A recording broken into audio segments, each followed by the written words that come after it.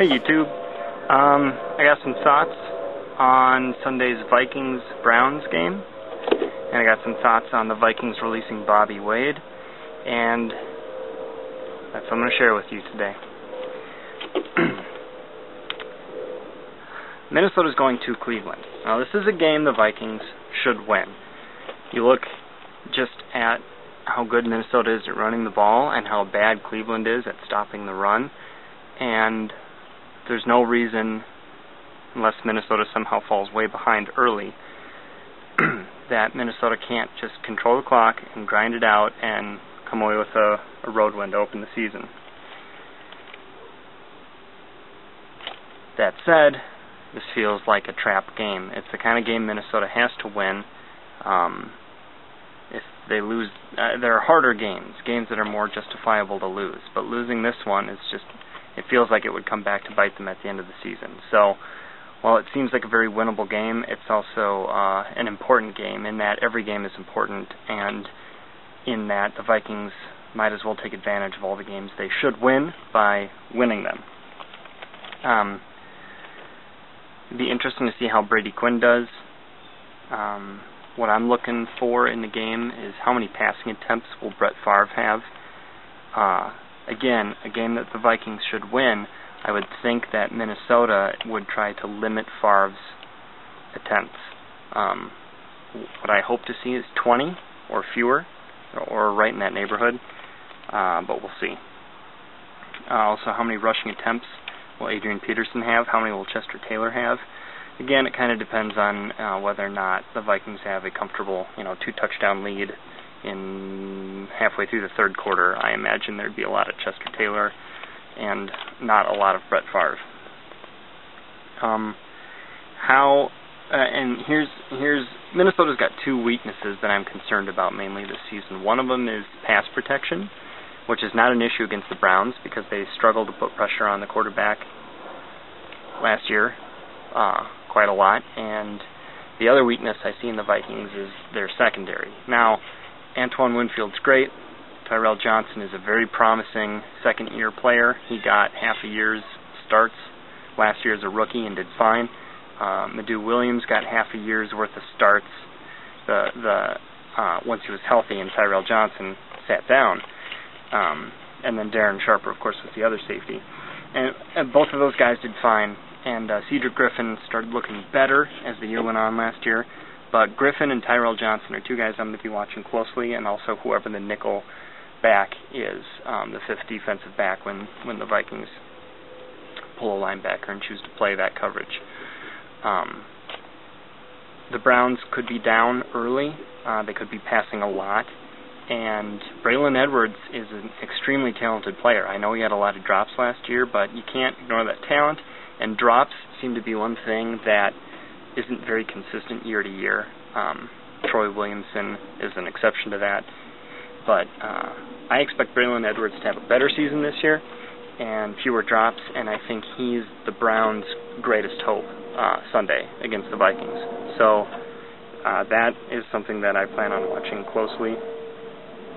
I'm also interested to see how many targets each of the Minnesota offensive players get from Favre. I'm predicting that Visante Shenko and Chester Taylor, you add those two up and they'll have more than all the rest of the players. But maybe not. Bernard Berrien doesn't have the chemistry with him yet because he's been hurt. Sidney Rice has got a lot of potential but is unproven. Adrian Peterson hasn't caught a whole lot of passes in his career. So that's something I'll be watching for, just to see what happens with that. Also, the Vikings shouldn't need to stretch the field a whole lot. This should be a comfortable win, and I don't see a whole lot of deep passes being necessary. So, that said, they may choose to open it up, almost treat the last quarter of the game like a practice if they're winning comfortably, and see if they can't work out some of the kinks in the deep passing game that I'm sure are there since there hasn't been a whole lot of practice with it. But we'll see. This is the National Football League. Every team is competitive, and you don't want to take anyone too lightly. It's more important to win than it is to fool around. My final prediction I wrote this down. I'm not sure about this anymore, but I think Minnesota will score 30 points, and I think Cleveland might end up with 20.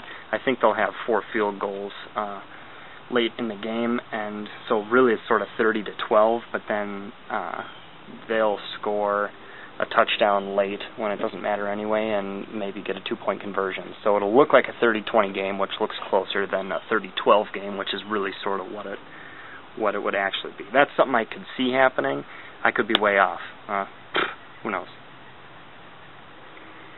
All right. Bobby Wade was cut, and Greg Lewis was brought in. I don't know anything about Greg Lewis except this. I'm going to read you a list of names, and you tell me what they have in common. Artis Hicks, Mike McMahon, Todd Pinkston, Billy McMullen, Kelly Holcomb, Thomas Tepe, and now Greg Lewis. When I hear those names, my responses are either who or ugh. And the thing they all have in common is they're all people Brad Childress brought to the Vikings from the Eagles, or from his time with the Eagles. He tends to have this love for players that he's worked with, that he sees promise in, and he tends to overvalue them. And I'm not excited about what Greg Lewis is going to add to the team, but I'm happy with the rest of the receivers that the Vikings have, and I don't think Bobby Wade was necessarily anything that special.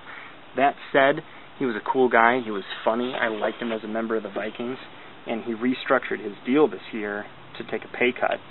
He was scheduled to make about $3 million, and he changed that to $1.5 million to help the Vikings meet cap issues and retain Wade. And he does that for the team, and then they cut him. It's just, I don't know. It's a shame, and I feel for the guy a little bit, but I don't think it hurts the Vikings as a team, really. But I'm not holding my breath for Greg Lewis to do anything special, and I just hope it doesn't make players that remain in the locker room too upset. Team doesn't need anything like that going on right now. So, good luck with your future endeavors, Bobby Wade. Hopefully you'll find another team and get used more there and have a more successful career. And if the Vikings go to the Super Bowl and win, I'll be happy, but it'll be a shame that you don't get a ring. But that's a pretty big if, so who knows. And lastly, today happens to be September 11th. It's 2009, so it's the 8th anniversary of the cowardly attacks against the United States via flying planes into the World Trade Center, the Pentagon, and United 93, which people believe was on its way to the White House before some courageous citizens re-hijacked it away from the terrorists and forced it down in a field in Pennsylvania.